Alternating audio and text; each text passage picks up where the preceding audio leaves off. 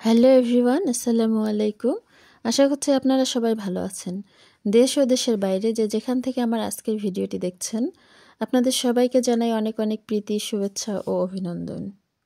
আজ আমি আপনাদের বানিয়ে দেখাবো চাপা শুটকির বড়া বা লাউ পাতায় চাপা শুটকির পাতুরি। প্রথমে আমি এটি খেয়েছিলাম ব্রাহ্মণবাড়িয়ার এক ভাবির বাসায়, তো এত মজা লেগেছিল কিন্তু বানাতে পারতাম না। যাই হোক, ইউটিউবে অনেক ভিডিও দেখে বানিয়েছিলাম, তো অনেক ভালো লেগেছিল। আর যেটা সবচেয়ে সহজ রেসিপি মনে হয়েছে, তো আমি সেভাবেই বানিয়েছি। তো এর জন্য কিছু চাপা শুটকি পানিতে ভিজিয়ে রেখেছিলাম, আর এদিকে কিছু লাউ পাতা আমি ধুয়ে নিচ্ছি। আর এখানে 7 থেকে 8টার মতো লাউ পাতা আছে। তো এই তো পাতাগুলোকে খুব ভালোভাবে ধুয়ে পানি ঝরিয়ে নিব।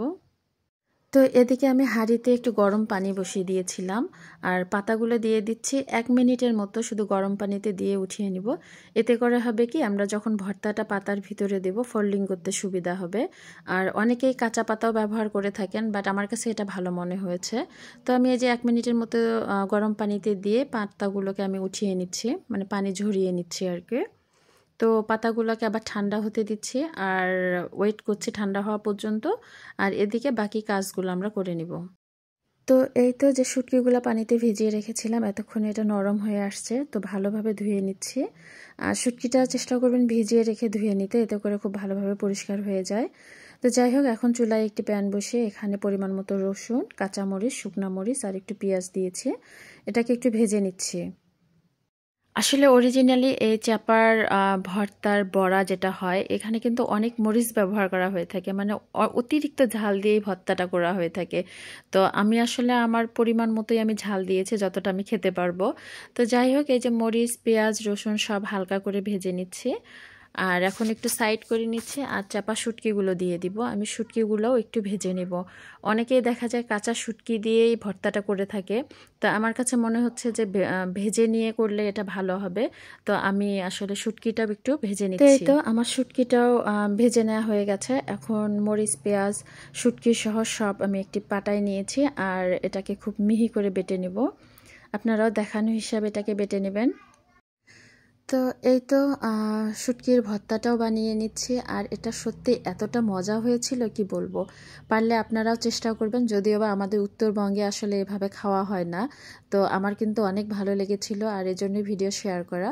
তো এই তো বাটা হয়ে গেছে, এখন আমি এর মধ্যে দিয়ে দিচ্ছি পরিমাণ মতো লবণ, একটু কাঁচা পেঁয়াজ আর সরিষার তেল দিয়ে আমি আবারও ভালো করে বেটে নিচ্ছি। তো এই তো আমাদের চাপা শুটকি ভর্তা, চাইলে কেউ এভাবেও ভর্তাও খেতে পারেন। তো যাই হোক, ভর্তাটা আমি সাইডে রেখে দিচ্ছি। আর ওই যে লাউ পাতাগুলো আমরা হালকা ভাপিয়ে নিয়েছিলাম, এখন সেগুলো পাটার মধ্যে একটার উপর আরেকটা দিয়ে দিচ্ছি, এতে করে ফোল্ডিং করতে সুবিধা হবে। তো যাই হোক, এভাবে আমি সবগুলো পাতায় ছড়িয়ে নিলাম একটার উপর একটা দিয়ে। আর এখন প্রথম পাতাটার মধ্যে দিয়ে দিচ্ছি একটু শুটকির ভর্তা। তো আসলে এটা দেখে বুঝে নিতে হবে কিভাবে আমি ফোল্ডিংটা করে নিচ্ছি এবং কিভাবে ভর্তাটা দিয়ে দিচ্ছি। তো যাই হোক, এই তো ভর্তাটা দিয়ে দিচ্ছে। এখন দিয়ে একটা সাইড দিয়ে আমরা ভর্তাটাকে ঢেকে দিব, এবং অপর সাইড দিয়ে ঢেকে আবারও এটা ফোল্ড করে নিব। আপনারা আপনাদের পছন্দ মতো শেপে নেবেন। এটা গোলও হতে পারে, চারকোনাও হতে পারে, আবার রিংয়ের মতো হতে পারে। তো যাই হোক, আমি আসলে এভাবেই ফোল্ড করে নিচ্ছি। তো আমি একইভাবে সবগুলো ভর্তা দিয়েই, সব পাতা দিয়ে আমি এভাবে বড়া বানিয়ে নিব। তো এই তো আমি এভাবে সবগুলোই লাউ পাতায় মুড়িয়ে নিয়েছি। তো এখন চলে যাচ্ছি চুলায়। তো চুলায় আবারও একটি প্যান দিয়েছি, আর দিয়ে দিচ্ছি এখানে সরিষার তেল।